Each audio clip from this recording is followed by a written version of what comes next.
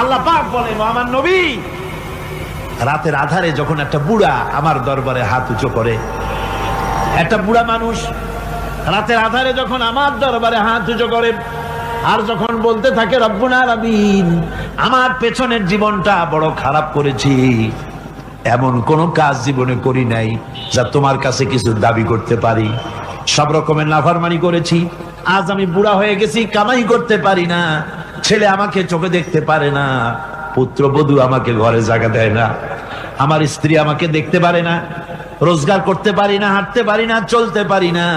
সবার কাছে আমি তিতা হয়ে গেছি,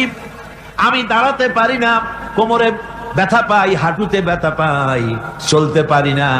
কানে শুনতে পাই না, চোখে দেখতে পারি না, আর তোমার কাছে কিছু চাইয়া নেব এমন ভালো কাজও করি নাই। এইভাবে যখন বান্দা কাঁদতে থাকে আমার দরবারে, ও আমার হাবিব আমার রহমতের দরিয়ায় জোশ মেরে যায়, আমার শরম হয় এই বুড়াটারে কেমনে খালি হাতে ফিরাইয়া দেই। সুবহানাল্লাহ, সুবহানাল্লাহ।